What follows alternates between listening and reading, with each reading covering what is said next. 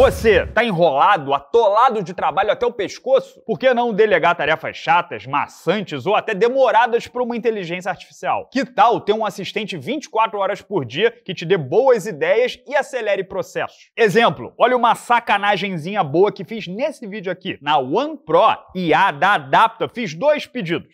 Listar a idade com ano, mês e dia que os duplos campeões do UFC conquistaram o segundo título. Aí determinei que Topuria não superou Conor McGregor por 2 meses e botei no texto de forma diferente. E eu certamente levaria mais de 10 minutos para levantar tudo isso mastigadinho.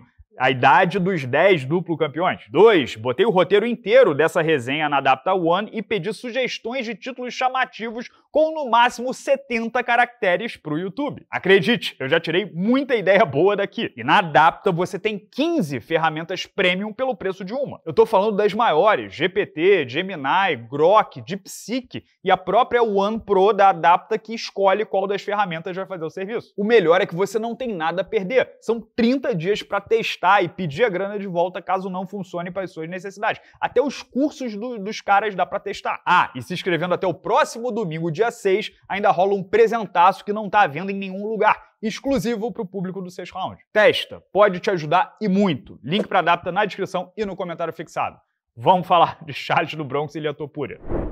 Infelizmente saiu pior que a encomenda. O pesadelo, o pior cenário possível pro Charles e o melhor cenário possível pro Topuria aconteceu. E dessa vez não dá pra vocês caírem matando em cima do Diego Lima, do Macaco ou da Shootbox. Calma que eu chego lá. Desde sempre era claro pra todo mundo que a maior chance do Charles vencer aqui era estando 100% dentro ou 100% fora. Em outras palavras, colado no espanhol, agarrado, tentando a queda, clinchando ou bem afastado, jogando da média pra longa distância. Aí fazendo valer a diferença bem relevante de envergadura tanto de perna quanto de braço, chutando bastante, batendo e saindo. Na distância de um braço, na curta, na do box, era onde o brasileiro não poderia parar de jeito nenhum. Era para evitar a posição como uma praga. Até sugeri aqui no canal que Charles assistisse e reassistisse Yair Rodrigues versus Patrício Pitbull, porque ali o mexicano deu uma aula de como tratar adversários baixos, curtos e poderosos. Apesar da diferença de idade, Patrício e Topuria são espelhos, sendo que o Charles ainda tem uma baita arma extra que o Pantera não tinha, a ameaça constante da luta agarrada. Pois bem, o Charles até tentou alguma coisa, não dá pra dizer o contrário. Com 30 segundos apenas ele testou a base do Topuria. Se atirou nas pernas, depois cinturou, mão com mão bonitinho, até travar o adversário contra a grade. Aí veio a primeira má notícia da noite. Mesmo o mais alto, provavelmente mais pesado e especialista no setor, quando tentou desequilibrar o adversário, a base georgiana no wrestling apareceu. Topuria não só não foi quedado, como inverteu a posição e caiu por cima. Segunda má notícia, assim que o Charles abriu a guarda fechada, Topuria foi pro lado e passou a guarda do Charles. Ou seja, a esperança de que a diferença técnica no solo fosse ser grande e Charles definiria de qualquer maneira até de costas pro chão, já morreu ali. Topuria botou o Charles num crucifixo por alguns segundos. Tentou montar e quando o brasileiro saiu no pé, defendeu com certa facilidade. Quando o Topuria desengajou e o árbitro recomeçou a luta em pé, Charles ali tinha basicamente 2 opções. Ou tentar de novo, água mole em pedra dura, tanto bate até que fura. Não é porque não arranjou nada na primeira tentativa de queda que vai continuar não arranjando nada na terceira, quarta, sétima ou oitava. É assim que pensa o wrestler. Mas convenhamos, o wrestling em cadeia não é o jogo dele. Ou adaptaria, mudaria e iria pro plano B de jogar 100% fora, da média para longa distância, batendo e saindo. Só que esse, o jogo da estratégia, da paciência, também não é o jogo dele. Charles, a lá Vitor Belfort, sempre foi ansioso dentro do octógono. É tudo ou nada. 10% das vitórias dele são por decisões. É basicamente finalizar, nocautear ou ser nocauteado finalizado. E por isso é um lutador tão empolgante. Então, ao invés de ser pragmático, comedido, estratégico, fazer o necessário para vencer, contendo ímpeto, autocontrole, entendimento de risco e ameaças do adversário, Charles fez justamente o contrário. Foi para a distância do braço, do boxe, e fez o jogo do Topuria. Por quê? Porque ele não queria ser campeão? Porque ele gosta de sofrer? Não é isso. Afinal, Charles foi campeão e virou lenda assim. Trocar porrada com Michael Chandler, Dustin Poirier e Justin Gaethje na curta distância também não era recomendado. Ele fez tudo isso e prevaleceu. Fez de novo contra o Beneil Dariush e prevaleceu de novo. Esses resultados geraram nele uma confiança inabalável de que o queixo aguenta a pancada, ele sabe sofrer e ao mesmo tempo pode derrubar qualquer peso leve do mundo. Não sei se aí entra também uma fé, né, a trajetória iluminada de sair de onde saiu para chegar onde chegou, mas a trajetória dele é tão improvável que a crença em si mesmo vira algo absoluto. Você passa a ter uma certa certeza que o destino, o universo conspira a seu favor.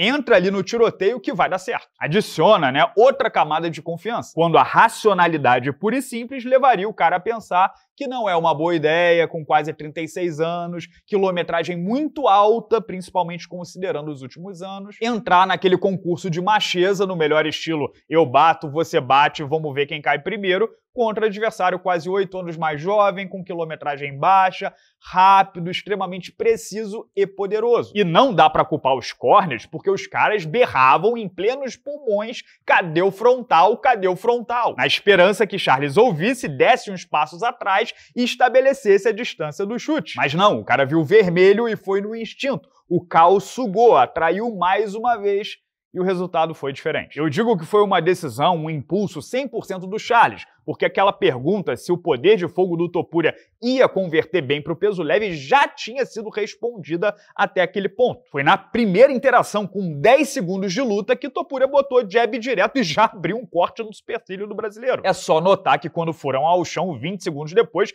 Charles já sangrava bastante. Soma esse entendimento, essa leitura, a forma como o Topuria reverteu a primeira queda e o Charles caiu por baixo, e temos a comprovação clara de que o cara segue forte e batendo muito pesado na categoria de cima. Ainda assim, Charles topou correr o risco que correu e o deixou desacordado pela primeira vez em 47 lutas profissionais. Isso diz muito sobre o poder do Topuria também. Naquela sequência final, com jab direto e cruzado de esquerda, o Charles já estava desacordado no segundo golpe, no direto de direita. Então, não, ele não está em desvantagem física no peso leve. O feito, inclusive, é lendário. Duplo campeão com 28 anos, empatando a marca histórica do Conor McGregor e o único a ter feito isso de forma invicta, 17-0 no esporte. Derrubou em sequência Alexander Volkanovski, Max Holloway e Charles do Bronx, 3 futuros integrantes do Hall da Fama do UFC. Sinistro. E o melhor, a próxima luta promete ser ainda mais fácil. Porque quando o Ilia teve o braço levantado, a câmera do UFC ali na primeira fileira mostrou Arman Tsarukyan, Justin Gaethje e Paddy Pimblett. Mas quem o Joe Rogan, com um ponto no ouvido, chamou pra subir no octógono e fazer a encarada foi Paddy Pimblett, como adiantei aqui no canal. Ou seja, vão mesmo ignorar o top 5 do ranking e dar o title shot pro cara com vitórias sobre Bobby Green, Tony Ferguson e Michael Chandler. E na boa, se eu tivesse a caneta, provavelmente faria o mesmo. Justin Gaethje já teve 3 title shots, contando com o cinturão interino. Arman Tsarukyan teve 1, mas se lesionou na semana da luta, não apareceu e irritou bastante Dana White. E qual dessas 3 lutas nós, da Tigrada, gostaríamos mais de ver contando com todo o aspecto promocional? É o jogo da tensão, é um reality show, como bem definiu Demetrius Johnson em seu canal aqui no YouTube. Topuria, inclusive, disse que já estará pronto para o PPV de dezembro, em Las Vegas, o último do ano. Depois o Paddy foi convidado especial na transmissão ao vivo da ESPN e mandou o seguinte, abre aspas, eu odeio ele, nem vou terminar essa luta rápido, vou terminar faltando 1 minuto depois de aplicar 700 cotoveladas. Quero ele desfigurado. Sei que na coletiva de imprensa Dana White fez ali um jogo de cena, repreendeu a própria equipe e disse que foi um erro deixar Paddy Pimblett subir. Segundo ele, isso só aconteceu porque não estava mais lá, já estava dentro do camarim. Mas vocês escutaram o motivo depois? Não é porque ele não quer essa luta casada, é porque a esposa e os filhos do Topuria estavam dentro do octógono e poderiam acabar machucados se desse confusão. A luta tá casada, teremos meses e meses de trash talk, provocação, de repente até um tour promocional pelo mundo. Rivalidade europeia é uma ótima maneira do UFC reaquecer esse lado promocional, repito, depois das saídas de Conor McGregor, John Jones, Khabib, Masvidal, Nate Diaz e companhia. Eles precisam fazer barulho nesse momento, ainda mais agora que estão negociando o maior contrato de todos, né?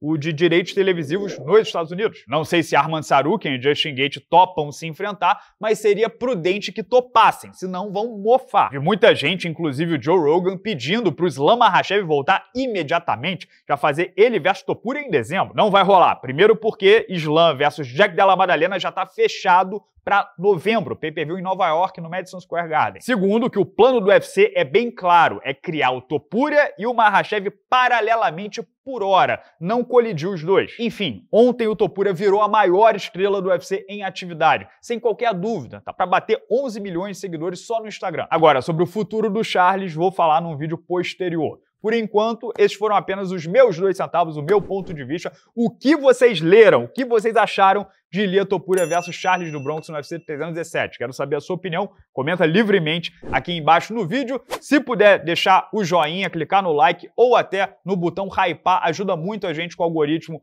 aqui do YouTube. E não perca as outras resenhas desse UFC 317. Vou falar sobre Renato Moicano versus Beneil Dariush e Alexandre Pantoja versus Kai Kara-France. Os links vão aparecer aqui do lado assim que disponíveis. Assine também a Adapta para ter o melhor da inteligência artificial. Link no comentário fixado e até daqui a pouco. Grande abraço.